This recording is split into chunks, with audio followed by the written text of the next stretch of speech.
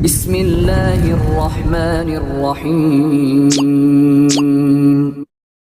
Pada kesempatan kali ini kita akan bahas tentang amalan terbaik yang bisa memudahkan seorang masuk ke surga. Tentunya kita memahami bahwasanya kemampuan kita untuk beramal soleh terbatas, ya, dari sisi umur yang sangat terbatas, dari sisi kesehatan juga yang kadang sakit, kadang sehat, ya. Kemudian dari sisi secara ekonomi juga, ya, tidak selalu stabil, ya. Demikian juga dari sisi semangat, iman naik turun, ya. Kadang semangat, kadang futur, ya. Maka dengan kondisi kita yang seperti ini sangat perlu bagi kita untuk mengenal skala prioritas. Mana yang lebih utama untuk kita amalkan agar kita mudah masuk surga. Karena tentunya tujuan kita semua adalah untuk bisa meraih level tertinggi di kehidupan kelak yang abadi di surga di akhirat kelak. Oleh karenanya seorang berusaha melakukan amal yang terbaik yang mungkin untuk dia lakukan. Dan itulah yang juga dirasakan oleh para sahabat. Makanya para sahabat dalam banyak hadis mereka sering bertanya kepada Nabi dengan makna yang semisal ini. Seperti mereka bertanya tentang afdalul a'mal, ya Rasulullah, amal apa yang paling afdal? Atau mereka bertanya, ahabul a'mal ilallah, ya Rasulullah, ayul amali ahabu ilallah, amalan apa yang paling dicintai oleh Allah Subhanahu wa taala? Sama maknanya. Amalan apa yang paling dicintai, amalan apa yang paling afdal? Juga mereka bertanya misalnya tentang afdalun nas, orang yang paling terbaik.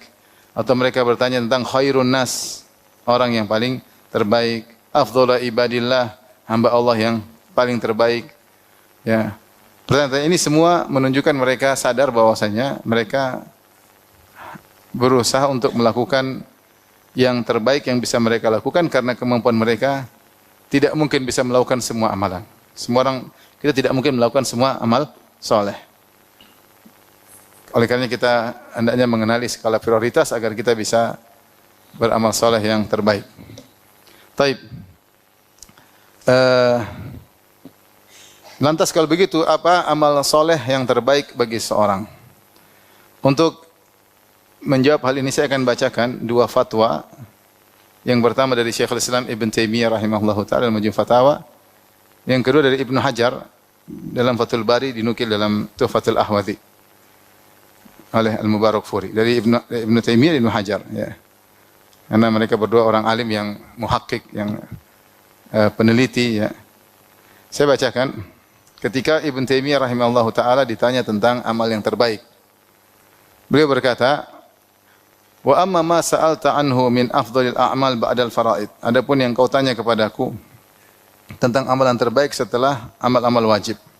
Fa innahu yakhtalifu bi ikhtilafin nas. Maka amal yang terbaik berbeda-beda sesuai dengan perbedaan manusia. Yaitu tidak sama bagi setiap orang, beda-beda. Fima yaqdiruna alaihi wa ma yunasibu awqatahum, yaitu sesuai dengan apa yang mereka mampu dan sesuai dengan waktu yang mereka miliki. Fala yumkinu fihi jawabun jami' mufassal, maka tidak mungkin saya memberikan jawaban yang komprehensif dan terperinci li kulli ahadin, untuk setiap orang.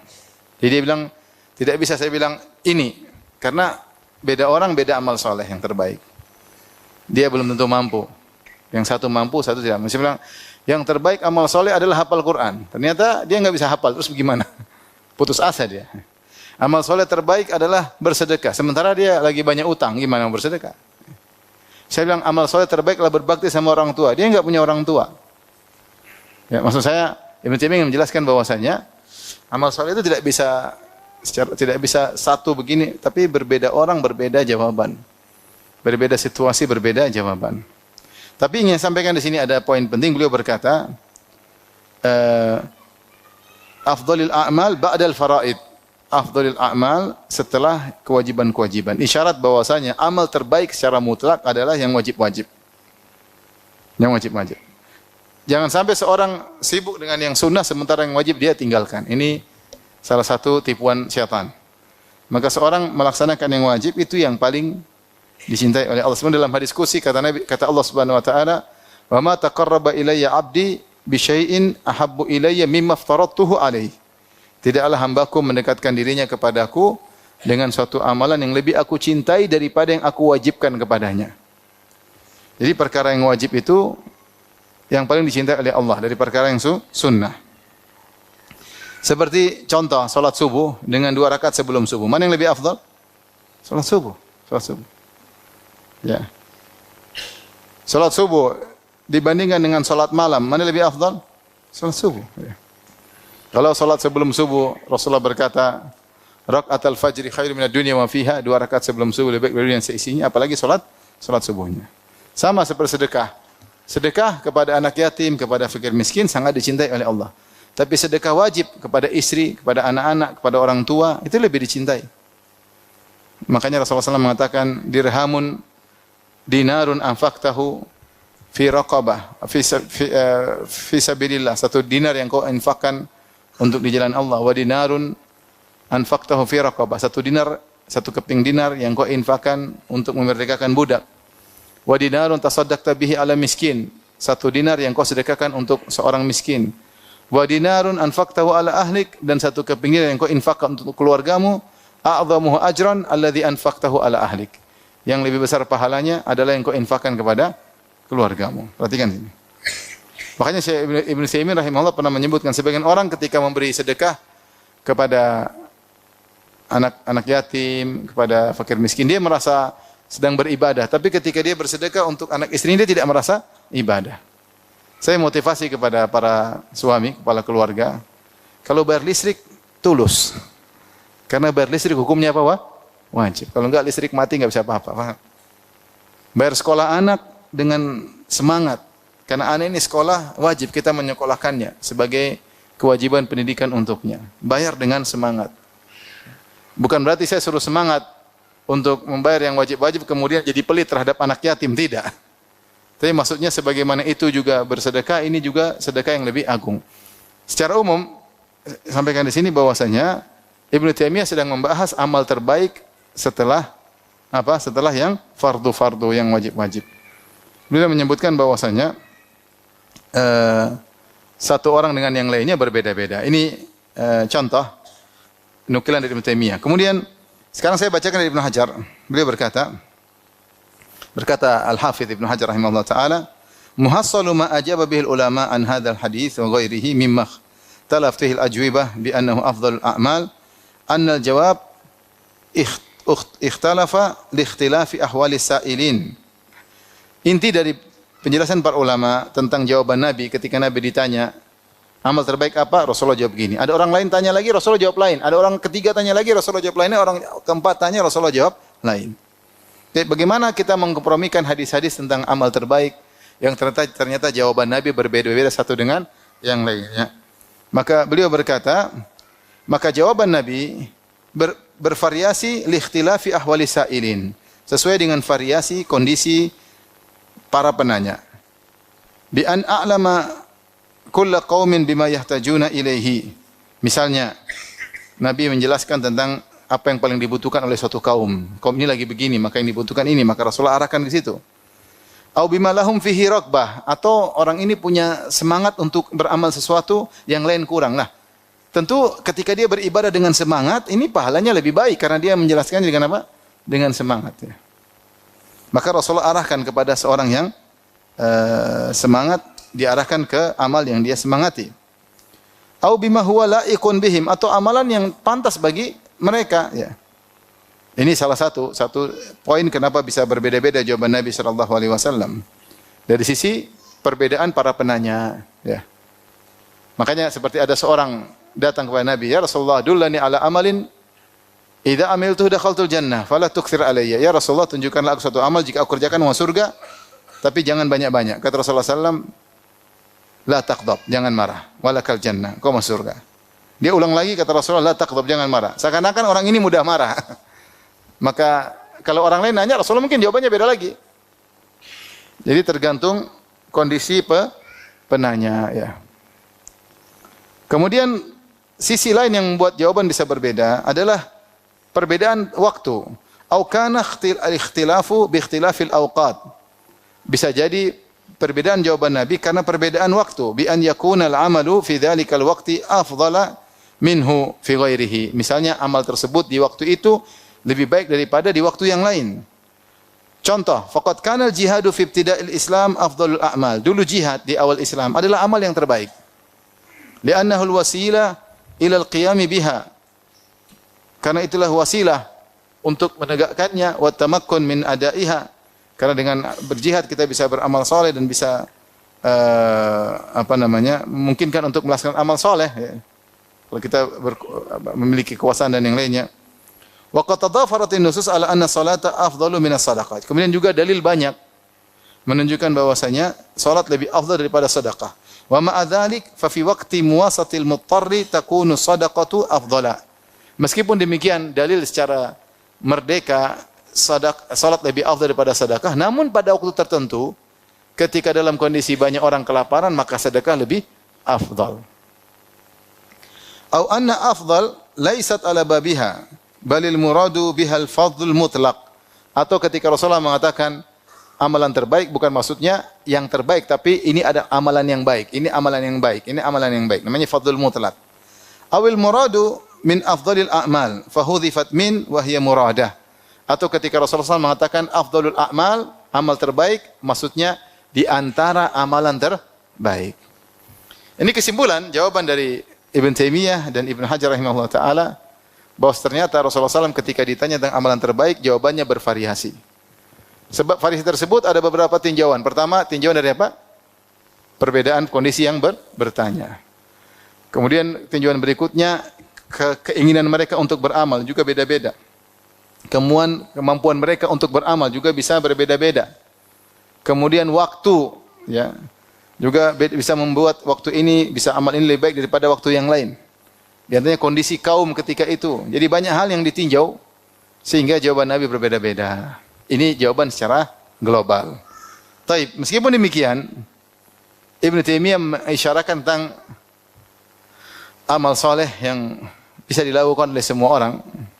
Kata beliau, saya bacakan. Lakin, setelah beliau menjelaskan tentang jawaban Nabi bervariasi, beda orang beda jawaban, beda orang beda amal soleh terbaik, kata beliau, lakin mimma huwa kal ijma' bainal ulama. Namun di antara amal soleh yang merupakan ijma' di kalangan para ulama, ya, anna mulazamata dzikrillah daiman huwa afdalu ma syaghala al-abda bihi nafsahu atau ma syaghala al-abdu bihi nafsahu fil jumlah. Namun melazimi zikir kepada Allah Subhanahu wa taala, selalu berzikir kepada Allah, itu adalah amal terbaik yang seorang hamba menyibukkan dirinya secara global. Wa ala dzalika dalla hadits Abi Hurairah, dan ini tunjukkan hadis Abu Hurairah yang diriwayatkan oleh Imam Muslim di mana Rasulullah SAW pernah bersabda, sabaqal mufarridun, bahwasanya al-mufarridun telah ke depan mendahului. Jadi al-mufarridun yaitu maknanya ada dua, ada yang mengatakan mufarridun maksudnya mentafrid, maksudnya menspesialkan Allah. Mufarridun Allah, yaitu selalu menspesialkan Allah sehingga selalu menyebut-nyebut Allah Subhanahu wa taala. Atau al-mufarridun maknanya al-mumayyizun, orang-orang yang teristimewakan dari yang lainnya karena mereka sering ingat Allah Subhanahu wa taala, ya. Jadi Rasulullah mengatakan sabaqal mufarridun, al-mufarridun telah mendahului. Qalu ya Rasulullah wa manil mufarridun? Ya Rasulullah, siapakah al-mufarridun, orang-orang itu yang kau maksud? Qala, kata Rasulullah, adz-dzakiruna Allah katsiran wadz-dzakirat, yaitu para lelaki yang banyak ingat Allah dan para wanita yang banyak mengingat Allah. Ini di antara dalil bahwasanya zikir adalah afdalul a'mal. Kemudian beliau sebutkan juga dalam riwayat Abu Dawud dari hadis Abu Darda dari Nabi SAW, beliau bersabda, Rasulullah bersabda, ala unabbiukum bi khairi a'malikum wa azkaha 'inda malikikum. Maka aku kabarkan kepada kalian wahai para sahabatku tentang amalan yang terbaik yang bisa kalian lakukan, yang paling mulia di sisi Rabb kalian, wa arfa'uha fi darajatikum, dan paling mudah mengangkat derajat kalian, wa khairun lakum min i'ta'iz dzahabi wal warik, dan amalan yang lebih baik daripada bersedekah emas dan perak. Wa min antalqau aduwakum fatadribu a'naqahum wa wadribu a'naqakum, bahkan lebih baik daripada kalian bertemu dengan musuh-musuh kalian dalam jihad, lantas kalian menghantam leher-leher mereka dan mereka menghantam leher-leher kalian. Amal apa ini yang lebih hebat dari sedekah, lebih hebat daripada jihad? paling mulia, paling mudah mengangkat derajat. Qalu bala ya Rasulullah, amal apakah itu? Ya Rasulullah, qala dzikrullah, berzikir kepada Allah Subhanahu wa taala. Kemudian Ibnu Taimiyah subhanallah dia menjelaskan caranya bagaimana disebut orang berzikir. Yang bisa kita semua orang bisa menerapkan dan mudah. Makanya Syekh Utsaimin mengatakan zikir itu ibadah yang sangat agung namun tidak semua orang mau melakukannya. Kalau bisa semua bisa. Tapi tidak semua orang mau melakukannya. Taufik biyadillah. Hidayah di tangan Allah Subhanahu wa taala. Kemudian beliau menjelaskan wa aqallu dzalik, minimal seorang dikatakan suka berzikir, perhatikan. An yulazimal abdul azkar al-ma'thurah an muallimil khair wa imamil muttaqin sallallahu alaihi wasallam. Itu seorang melazimi zikir yang selalu dibaca oleh sang pengajar kebaikan, imamnya orang-orang bertakwa yaitu Rasulullah sallallahu alaihi wasallam. Kal azkar al-muaqqatati fi awwalin nahar, seperti zikir yang dilakukan awal nahar wa akhirih, yaitu zikir pagi petang. Jangan sampai tinggalkan. Bisa, semua orang bisa zikir pagi petang enggak? Bisa, petang 10 menit selesai. Bahkan sebagian bisa zikir sambil beraktivitas. Subhanallah wa bihamdi subhanallah sambil bisa beraktivitas. Ya, bisa. Sambil olahraga, sambil jalan, sambil ibu-ibu sambil masak. Tapi kalau sambil nonton Korea enggak bisa. Tapi kalau itu bisa. Bisa. Yang paling minimal zikir pagi petang. Kemudian apa? Wa inda akhdhil madja, ketika mau tidur. Semua orang bisa. Zikir mau tidur ada banyak. Kita tidak harus baca semuanya, paling tidak sebagian. Zikir mau tidur banyak. Tapi kalau kita mau baca semua lebih bagus, sehingga sebelum tidur ada ritual zikir sebelum tidur, doa-doa. Ya. Banyak doanya. Ya. Kemudian kata beliau, wa indal istiqadh minan manam, ketika bangun tidur, jangan lupa. Wa adbari salawati wal adhkar al muqayyadah, seperti juga setelah salat. Jangan lupa zikir setelah salat. Zikir pelan-pelan, enggak usah buru-buru. Agar kita tercatat sebagai lelaki yang banyak berzikir dan wanita yang banyak berzikir. Wal adhkaril muqayyadati mithlu ma yuqalu indal akal wasyurb wal libas wal jima' wa dukhulil manzil. Dan zikir-zikir yang ditentukan waktunya. Ya, seperti ketika makan, ya ketika minum itu kita bismillah, kemudian bismillah bilang alhamdulillah. Ketika pakai baju, ketika berhubungan, ketika masuk rumah, wal masjid ketika masuk masjid, wal khala ketika masuk toilet, wal khuruj min dzalik ketika keluar toilet, wa indal matar ketika turun hujan, wal ra'ad ketika terdengar gemuruh, guntur, ila ghairi dzalik, dan seterusnya. Orang yang suka perhatian ini semua dia adz-dzakiruna Allah katsiran. Berarti adalah orang yang banyak mengingat Allah, dia al-mufarridun. Ila ghairi dzalik, dan zikir-zikir yang semisalnya, ya.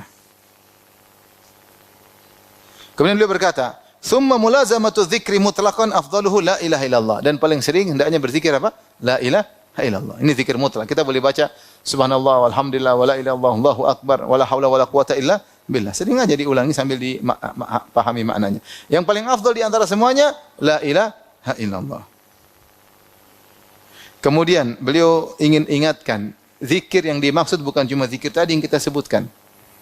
Tapi ada makna yang lebih umum. Kata beliau, dan ini juga dijelaskan oleh Ibnu Hajar dalam Fathul Bari. Beliau berkata, "Tsumma ya'lamu anna kullama takallama bihi al-lisanu wa tasawwarahu al-qalbu mimma yuqarribu ila Allah min ta'allumi ilmin wa ta'limihi wa amrin bil ma'ruf wa nahyin munkar fa huwa min dzikrillah." Kemudian hendaknya dia mengetahui semua yang diucapkan oleh seorang dengan lisannya. Kemudian apa yang digambarkan oleh hatinya. Semua perkara yang diucapkan atau yang hayatin atau dia renungkan dalam hatinya yang buat dia dekat kepada Allah, seperti belajar ilmu atau mengajarkannya, beramar ma'ruf, bernahi mungkar, maka ini semua zikrullah. Ini semua zikrullah. Mempelajari hukum fikih zikrullah, karena mendekatkan diri kepada Allah Subhanahu wa taala. Makanya Allah berfirman, "Fas'alu ahla dzikri in kuntum la ta'lamun." Tanyakanlah kepada ahlu zikir kalau kau tidak mengerti, maksudnya kepada ahli ilmu. Ahli zikir disebut ahli ilmu disebut ahli zikir. Seperti Allah berfirman, "Ya ayyuhalladzina amanu idza nudiya lis-salati min yaumil jum'ati fas'au ila dzikrillahi wa dzarul bai'." Wahai orang beriman, jika telah dikumandangkan azan, maka bersegeralah menuju zikrullah, maksudnya khutbah. Khutbah apa? Jumat. Ya, karena khutbah Jumat isinya ilmu. Jadi Ibnu Taimiyah ingin menyampaikan bahwasanya menuntut ilmu, mengajarkannya, beramar ma'ruf, bernahi mungkar. Ya. Ini semua adalah zikir. Walihada man ishtaghala bi talabil ilmi nafi' ba'da ada'il faraid. Oleh karenanya kata Ibnu Taimiyah, siapa yang sibuk menuntut ilmu yang bermanfaat setelah mengerjakan yang wajib-wajib faraid, au jalasa majlisan yatafaqahu, atau dia duduk suatu majelis untuk belajar, bertafaqquh, au yufaqihu, atau mengajarkan fihi al-fiqha alladhi sammahu Allah wa rasuluhu fiqhan, mengajarkan fikih ilmu yang Rasulullah dan Allah dan Rasulnya menamakannya sebagai fikih. Fahada aidan min afdali dzikrillah, maka ini termasuk zikir yang paling afdal, zikir yang paling afdal. Wa ala dzalika idza tadabbarat lam tajid bainal awwalin fi kalimatin fi afdhalil a'mal kabira ikhtilafin. Dengan demikian kalau idza tadabbarta, jika kau mengamati, lam tajid, kau tidak akan mendapati antara orang-orang terdahulu, ulama terdahulu tentang masalah afdhalul a'mal banyak perselisihan. Artinya mereka sepakat karena amal terbaik itu ya itu aja. Terkadang tergantung kondisi dan situasi ya. Makanya dalam buku yang lain kalau enggak salah Minhajus Sunnah Nabawiyah beliau sebutkan para ulama khilaf mana afdhalul a'mal. Ada yang mengatakan jihad, ada yang mengatakan salat, ada yang mengatakan ilmu. Semuanya makanya hal itu tergantung kepada kondisi masing-masing orang. Tapi kalau ada orang kita bilang ilmu paling bagus, dalil tentang ilmu paling bagus. Kita masukkan dia ke pondok, ternyata dia susah hafal. Ternyata dia enggak paham-paham. Ya udah jangan suruh jadi ustaz. Nanti menyesatkan seperti ini. Ilmu enggak paham, kemudian suruh maju ceramah enggak bisa apa-apa. Ya jangan, ya udah berarti dia cari ke yang lain yang dia mampu. Ternyata mungkin dia punya potensi di bidang yang lain, sudah. Ada orang kaya raya, punya duit, ya kita suruh dia kamu bersedekah. Jangan kita bilang berhenti kerja Pak, nuntut ilmu lah. Nuntut ilmu terus dia enggak berdagang, enggak bisa bantu kaum muslimin. Salah, harusnya dia punya potensi untuk bersedekah, sudah bersedekah. Nuntut ilmu seadanya, bukan harus jadi ustaz. Jadi ustaz dia akhirnya berhentiin dagang akhirnya enggak ada duit, gimana bersedekah? Paham? Jadi kembali lagi, hal ini semua berbeda melihat situasi dan kondisi.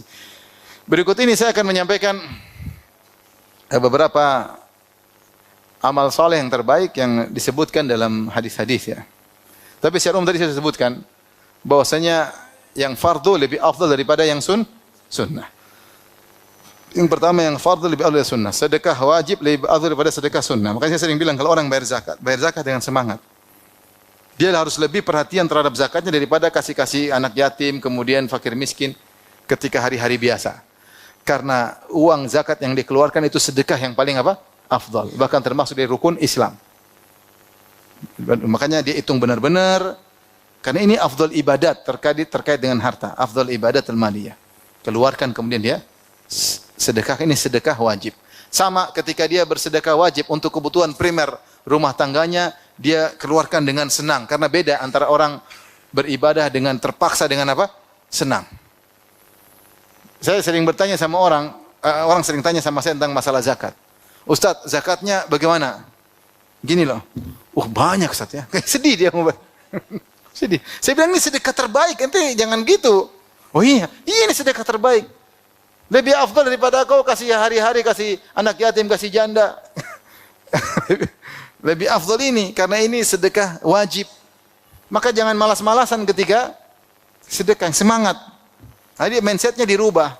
Bahwasanya bayar zakat itu sedekah terbaik. Sama. Kan orang kalau bayar listrik, ngeluar listrik mahal, bayar SPP.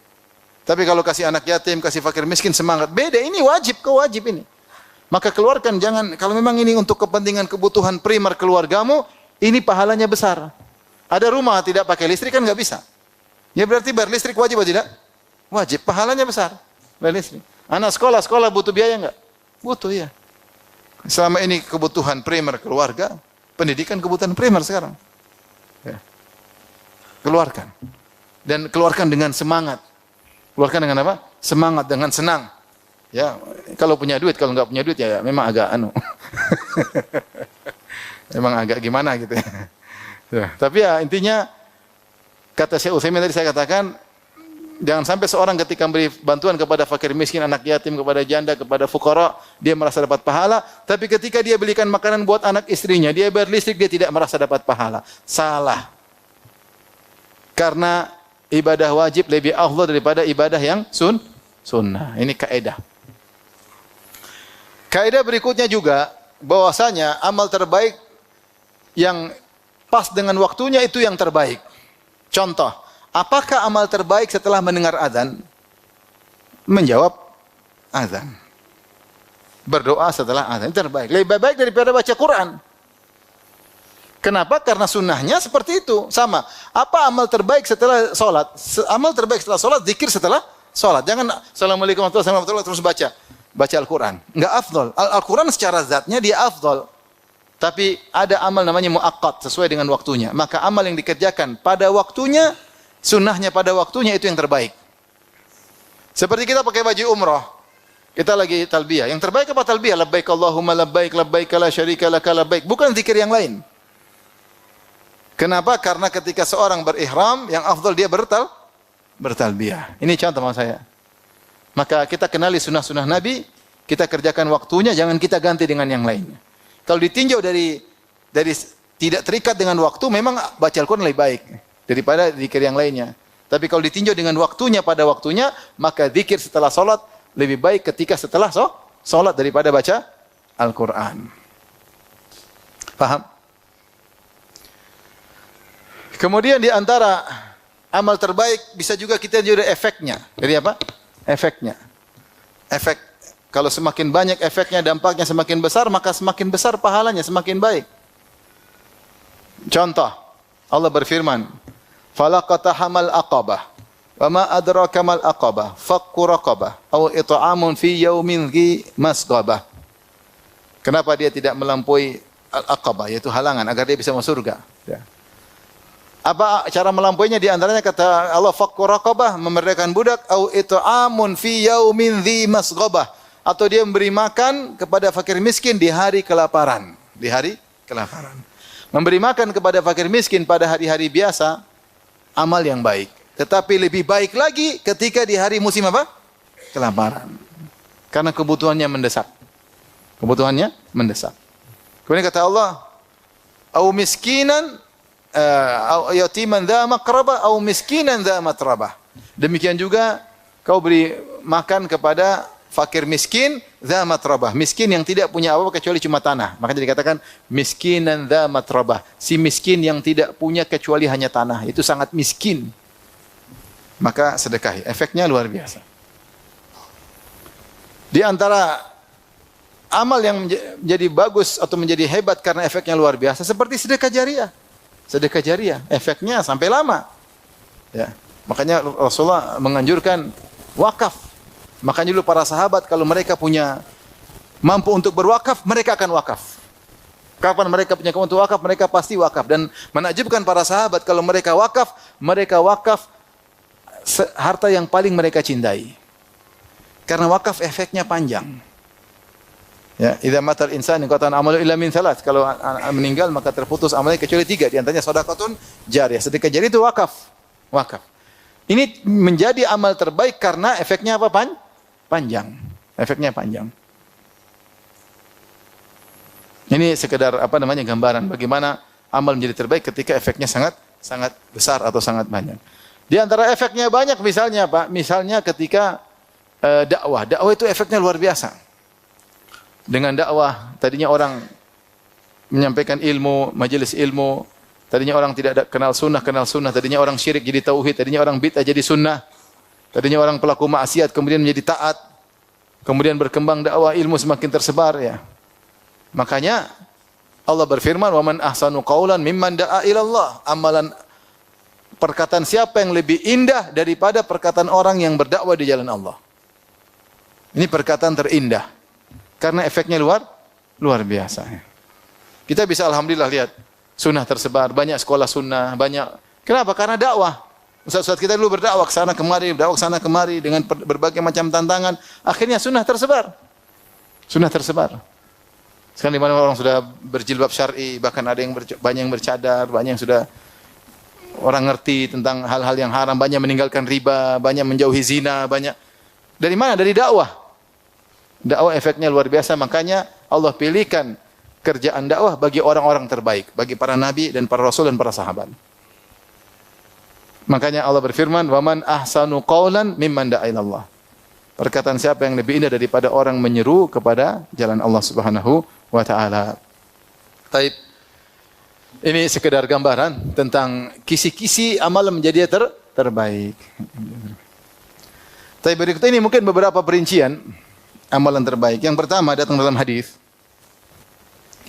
Rasulullah SAW bersabda tentang amalan terbaik, itu amalan yang sedikit namun berkesinambungan. Kata Nabi SAW, "Ya ayuhan nas, khudhu min al-a'mali ma tutiqun." Wahai manusia sekalian, lakukanlah amal yang kalian mampu.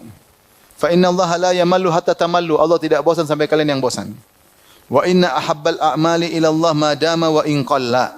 Sungguhnya amalan yang paling dicintai oleh Allah adalah yang paling berkesinambungan meskipun apa? Sedikit. Ini kaidah yang berkesinambungan meskipun sedikit lebih baik daripada banyak-banyak cuma sekali-sekali. Rasulullah SAW pernah melihat seorang sahabiat punya tali di masjid. Dia kalau sholat, dia kalau capek dia berpegangan dengan tali. Kata Rasulullah, putuskan tali ini. Alaikum minal amali ma tutiqun, lakukan amalan yang kalian mampu. Jangan dipaksa-paksa. Jangan dipaksa-paksa.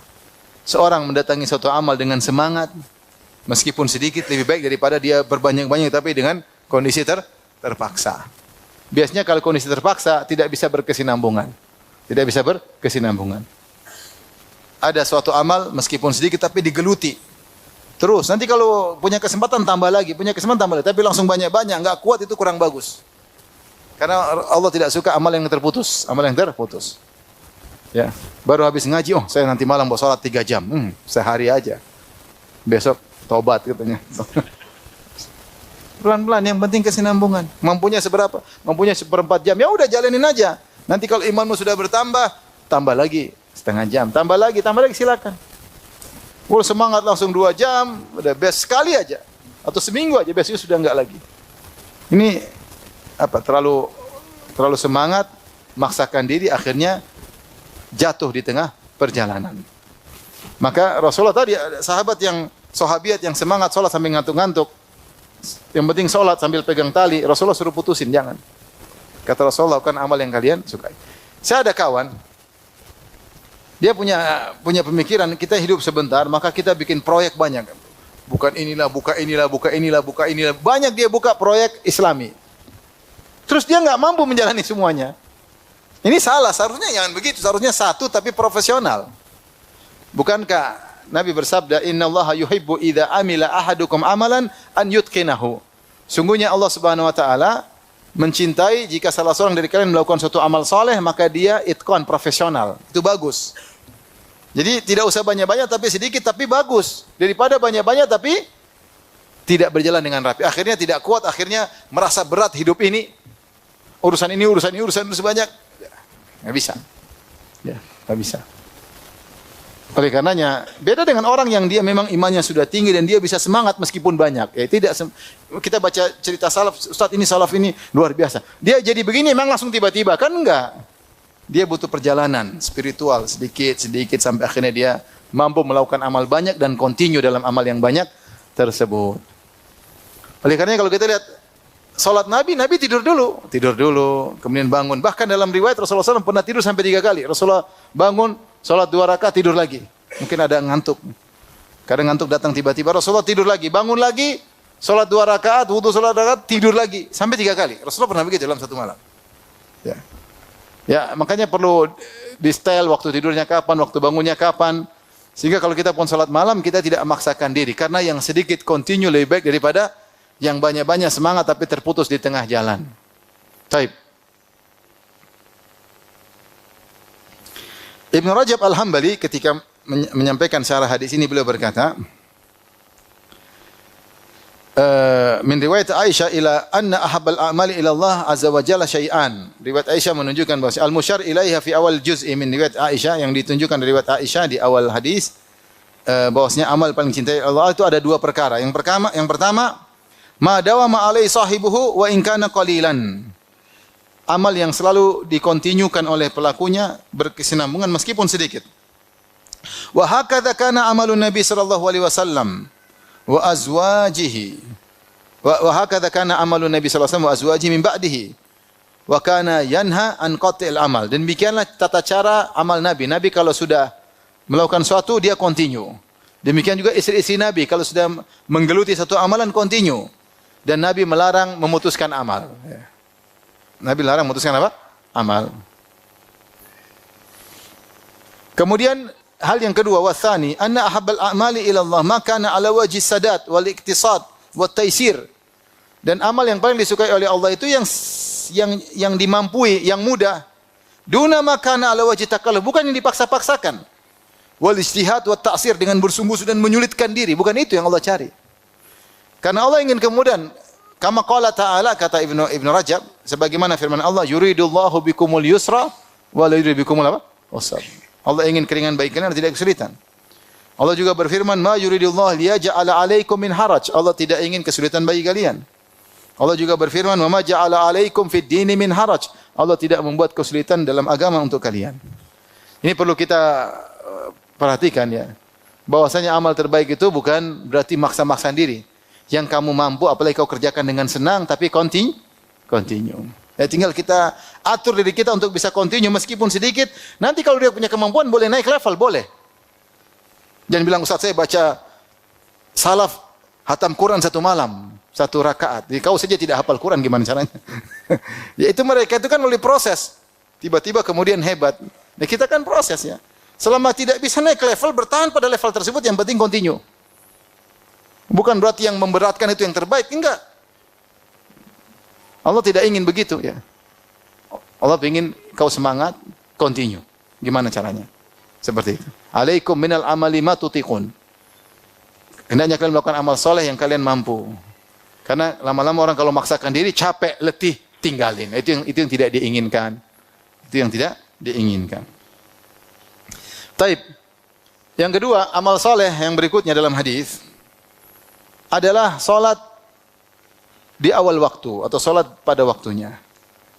Dalam hadis Ibnu Mas'ud pernah bertanya kepada Nabi, "Ya Rasulullah, ayul amali ahabbu ila Allah?" Amalan apa yang paling dicintai oleh Allah? Maka Rasulullah bersabda, "As-salatu ala waqtiha." Salat pada waktunya. Ditafsirkan oleh para ulama, salat di awal waktu. Yang kedua, "Tsumma ayyu?" Kemudian apa lagi? "Tsummal jihad fi sabilillah, tsumma birrul walidain." Berbakti kepada kedua orang tua. Tsumma ayyu? Kemudian apa? Tsummal jihad fi sabilillah. Kemudian jihad fi sabilillah. Tapi di sini dalam hadis ini, di antara amal yang paling dicintai oleh Allah adalah salat di awal waktu, dan itu kebiasaan Nabi sallallahu alaihi wasallam. Nabi selalu salat di awal waktu. Nabi salat maghrib di awal waktu, Nabi salat asar di awal waktu. Sampai seorang kalau sudah salat asar dia masih lihat langit masih terang, berarti di awal waktu. Nabi salat subuh di awal waktu. Sampai kalau selesai salat masih gelap, masih remang-remang, berarti Rasulullah salat di awal waktu, salatnya panjang. Begitu awal waktu Rasulullah salat. Ya. Rasulullah cuma menunda atau ingin menunda salat cuma dua kondisi, ketika salat duhur, ketika musim panas. Musim panas Rasulullah salat tunda karena ada kemaslahatan yang lebih penting, kemaslahatan khusyuk. Kalau terlalu panas, zaman dulu tidak ada AC, maka orang salat mungkin kurang khusyuk, maka Rasulullah suruh tunda salat zuhur.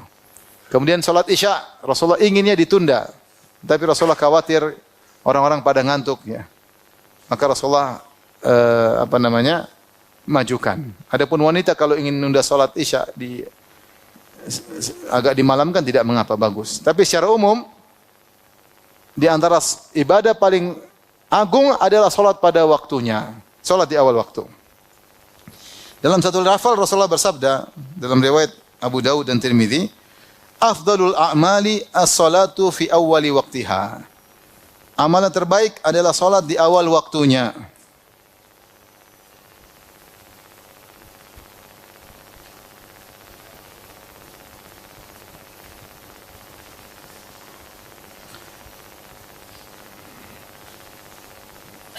Dalam hadis yang lain, hadis Abu Darda, Rasulullah bersabda, khamsun man ja'a bihinna ma'imanin dakhalal jannah. 5 perkara.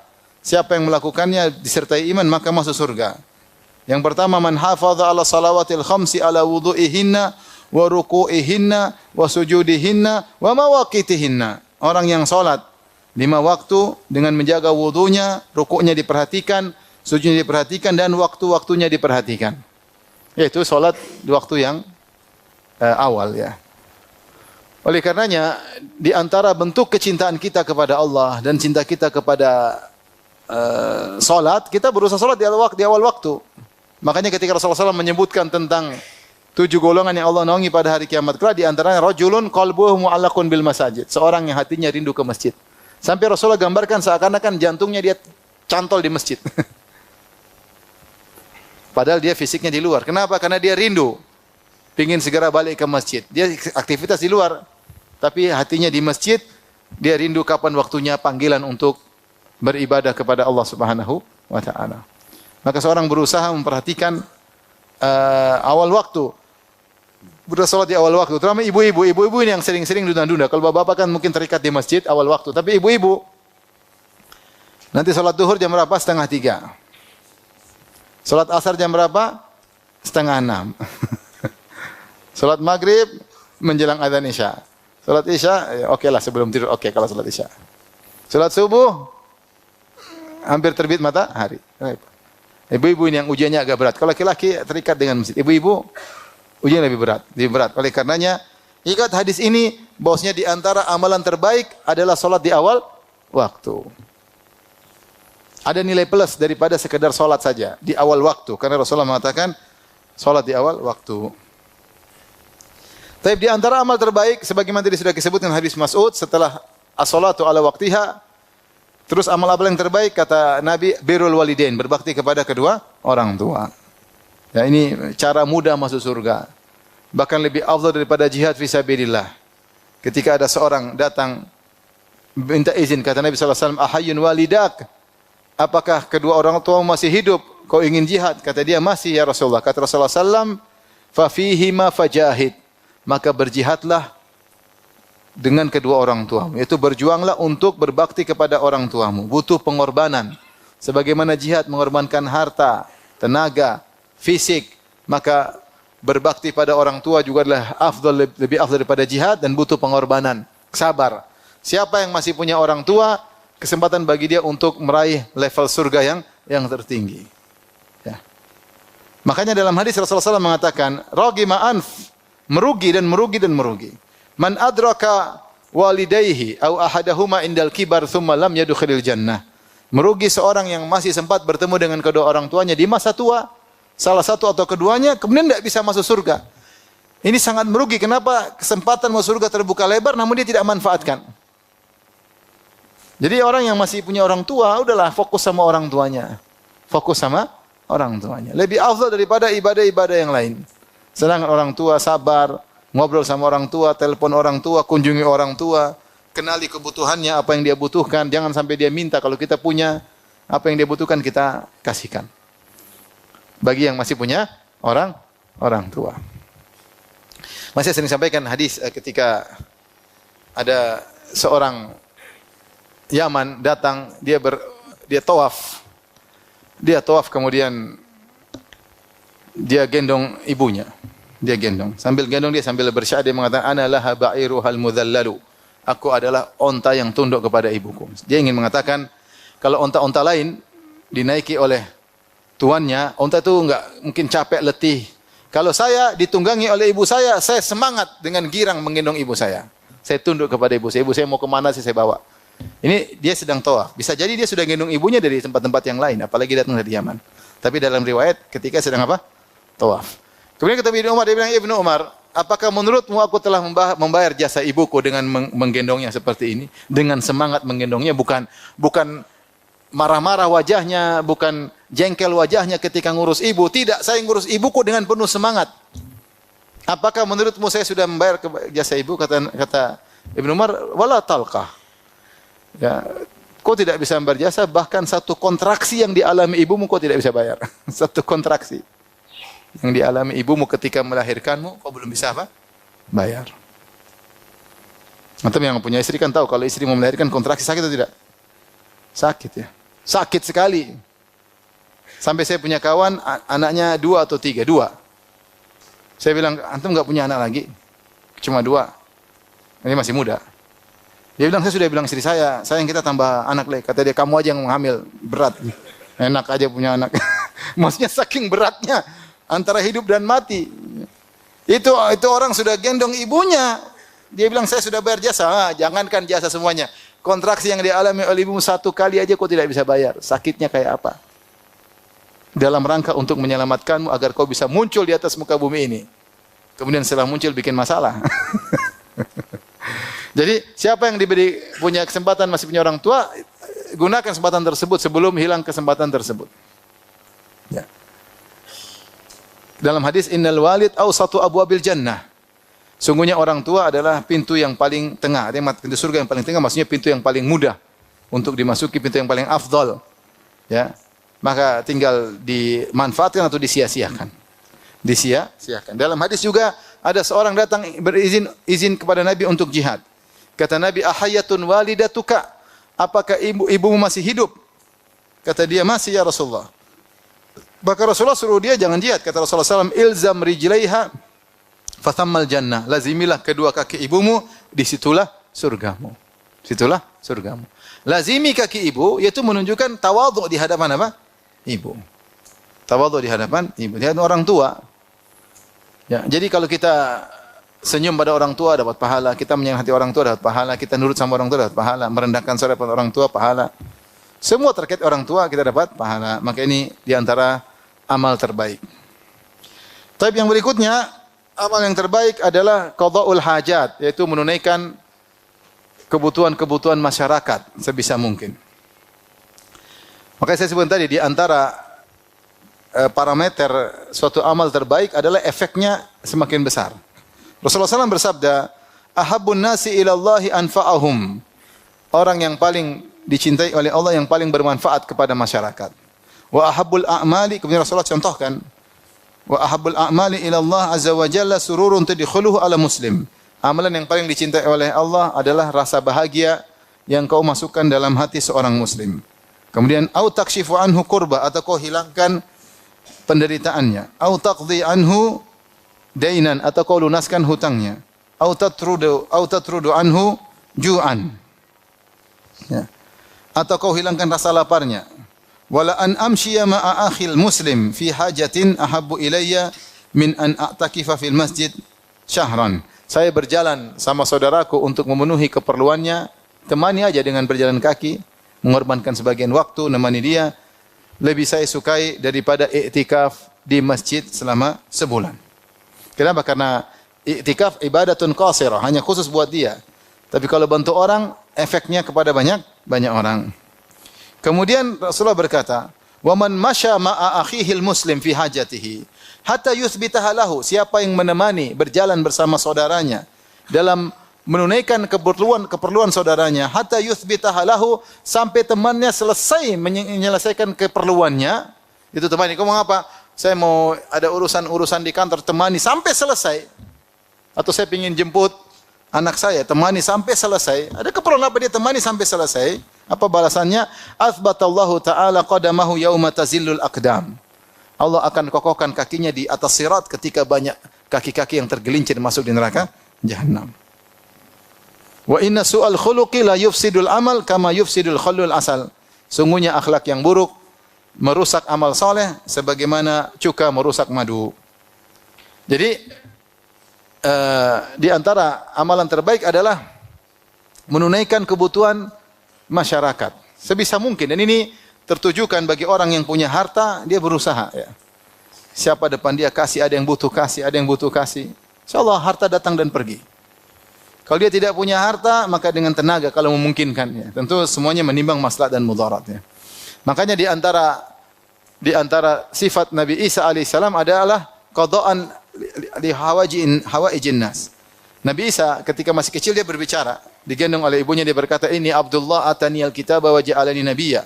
Aku adalah hamba Allah, Allah berikan aku Injil dan Allah jadikan aku seorang nabi.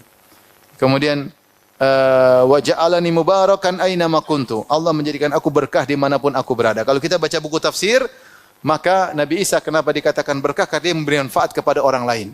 Dengan ilmu satu, Dan dua, dengan suka membantu orang lain. Tafsirannya, kana muallimanil khair, kana qada'an li hawaijin nas. Nabi SAW dikatakan berkah karena dia suka mengajarkan ilmu di mana-mana pun dia ngajarin apa? Ilmu. Yang kedua, dia suka membantu orang lain sehingga dia jalan, ada orang susah dia bantu, ada orang susah dia bantu, ada orang susah dia bantu. Ini kesempatan cari pahala, membantu kebutuhan orang lain. Ya. Maka ini di antara amalan yang paling dicintai oleh Allah, menyenangkan hati orang lain. Kita bantu dia sedikit, dia sudah senang.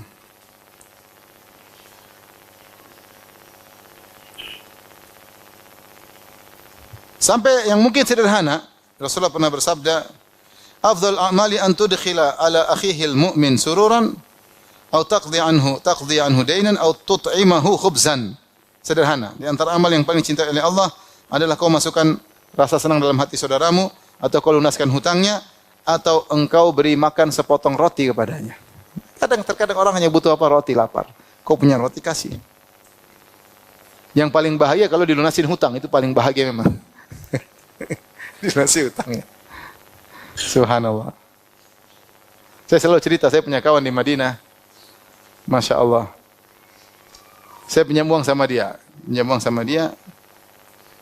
Dia lagi enggak ada. Dia bilang, saya lagi safar, Firanda, tapi kau nanti ke Masjid Nabawi, nanti ada, saya titip amanah ke kawan, masukkan ke suatu. Terus saya ketemu temannya, kata dia, ini ya Firanda, ada amanah dari fulan. Saya pinjam waktu itu kalau nggak salah 4.000 real. 4.000 real itu banyak zaman dulu ya. Apalagi mahasiswa. Kita mahasiswa cuma gaji 800 sekian. Jadi 4.000 itu berapa gaji? 4 bulan. Saya bilang nanti saya bayar, nanti bulan Ramadan. Ramadan biasanya ada zakat bagi bagi yang punya utang.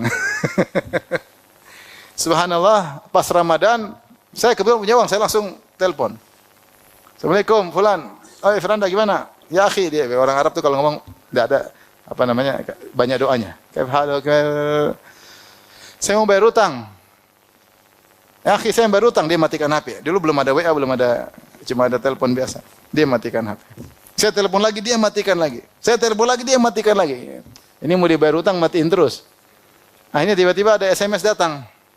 SMS datang mengatakan, ya Firanda, ya akhi, saudaraku, di antara amalan terbaik yang dicintai Allah, memasukkan rasa senang dalam hati saudaranya. Kira-kira antum apa dia ngomong? Dia apa? Kira-kira menurut antum dia mau ngomong apa setelah itu? Saya lunaskan hutangmu, gitu kan? Gitu kan? Itu suudzon namanya.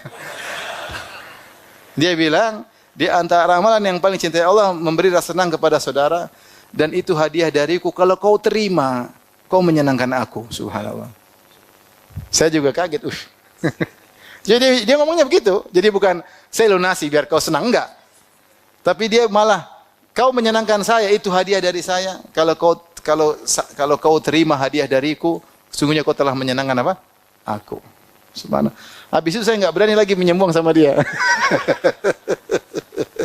Jadi, subhanallah ya.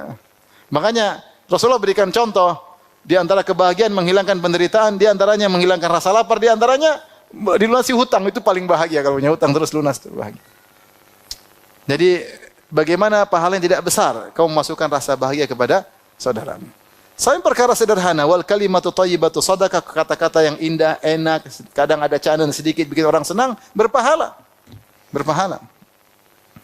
Oleh karenanya, kalau orang punya diberi kelebihan harta dan dia bisa menghilangkan kebutuhan-kebutuhan masyarakat, menunaikan kebutuhan masyarakat, itu bagus. Ya. Dia beribadah dengan apa? Dengan hartanya. Ya, dengan hartanya bantu sini, bantu. Terutama karib kerabatnya dia bantu.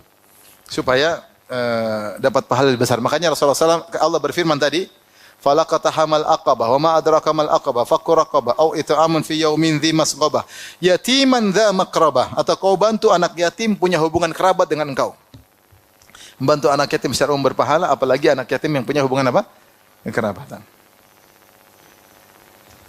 Taib, kemudian amal yang di antara terbaik adalah zikir, tadi sudah kita sebutin dalil-dalilnya, ya. Zikir ini amalan yang sangat sederhana. Dalam hadis Rasulullah berkata, dari hadis Muaz bin Jabal, ahabbul a'mali ila Allah an tamuta wa lisanuka ratbun min dzikrillah. Di antara amalan yang paling dicintai oleh Allah adalah engkau meninggal dalam kondisi lisanmu berzikir kepada Allah. Lisanmu basah berzikir kepada Allah. Ini enggak mungkin orang seperti kecuali dia memang suka berzikir. Astaghfirullah, astaghfirullah, subhanallah. Jadi ada sedikit kejadian dia langsung ingat Allah, ya Allah, astaghfirullah. Selalu. Makanya di antara dalil yang menakjubkan ketika ada seorang keluar dari melewati Nabi dan para sahabatnya, Rasulullah mengatakan, "Yatlu alaikumul an rajulun min ahlil jannah." Akan keluar sekarang seorang lagi penghuni surga. Tiba-tiba orang itu keluar. Besoknya Rasulullah bilang akan muncul sekarang seorang lagi. Ternyata orang itu juga. Hari ketiga kata Rasulullah akan muncul sekarang penghuni surga. Ternyata orang itu juga. Akhirnya Abdullah bin Amr bin Al-As penasaran. Kemudian dia pura-pura menginap. Dia mengatakan ke orang tersebut, saya ada masalah sama bapak saya. Bolehkah saya nginap di rumahmu? Kata dia, boleh. Kenapa? Kalau kau tidak bisa, nah, boleh silakan. Karena dia ingin tahu amal apa orang ini kok disampaikan oleh Nabi 3 hari berturut-turut masuk apa? Surga. Ternyata tidur hari pertama malam dia juga tidak bangun malam. Ternyata ciri penghuni surga tidak bangun malam. Sama dong. Siang ternyata tidak puasa sunnah. Oh sama juga dong mas. Setelah 3 hari kata Abdullah bin Amr bin As, saya tidak menemukan satu yang spesial. Hanya saja kalau dia terjaga di malam hari dia berzikir kepada Allah. Itu yang menakjubkan. Ada poin ini. Kalau dia terjaga di malam hari dia langsung berzikir sama Allah. Subhanallah akbar, subhanallah.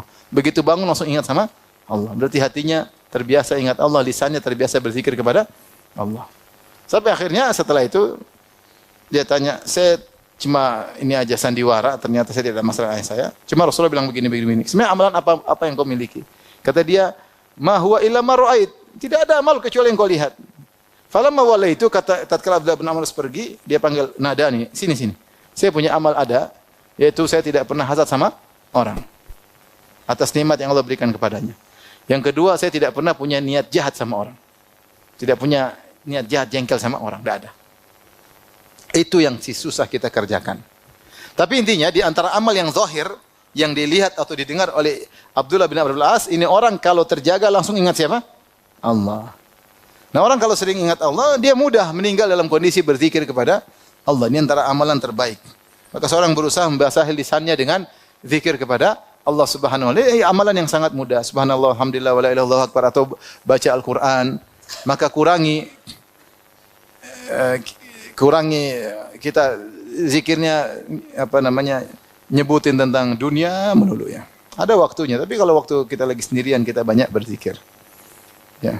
Makanya dikatakan zikrullahi zikrun nasi wa zikrullahi dawa. Nyebut-nyebut manusia itu penyakit dan nyebut-nyebut Allah adalah obat. Kalau kita sering berzikir kepada Allah, hati kita tentram, kita bahagia, senang, apalagi baca Al-Qur'an, hati bahagia. Kalau ingat manusia bikin penyakit hati. Berita ini, berita anu, hati tambah sakit. Kemudian di antara amal yang terbaik sudah kita singgung juga adalah dakwah di jalan Allah Subhanahu wa taala. Allah berfirman, "Wa man ahsanu qaulan mimman da'a ila Allah." Perkataan siapa yang lebih indah daripada orang menyeru di jalan Allah Subhanahu wa taala. Ya, makanya saya katakan tadi, amal yang terbaik yang Allah pilihkan kepada orang-orang terbaik itu para nabi dan rasul adalah amalan dakwah. Amalan dakwah. Karena dakwah ini pahalanya MLM. Ini dakwah lagi pahalanya juga sama dia. Terus luar biasa. Makanya kita tahu pasti ada orang yang ngajar kita Al-Fatihah, ada atau tidak? Kita kan bisa baca Al-Fatihah. Ada yang ngajarin enggak? Enggak mungkin bisa sendiri, enggak mungkin. Ada yang ngajarin enggak? Ada. Coba saya tanya sama antum. Antum ingat enggak siapa yang ngajarin Al-Fatihah?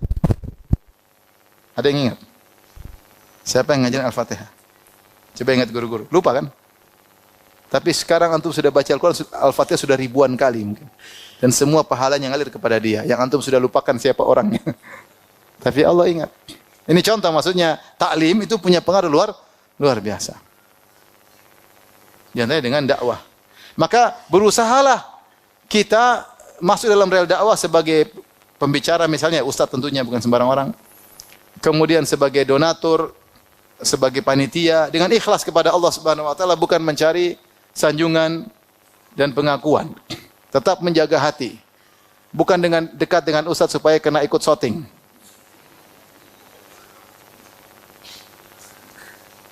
Itu berat. Berat. Biar orang tahu saya dekat dengan ustaz. Bahaya itu hati. Ya. Biasa-biasa aja. Ya, biasa-biasa aja.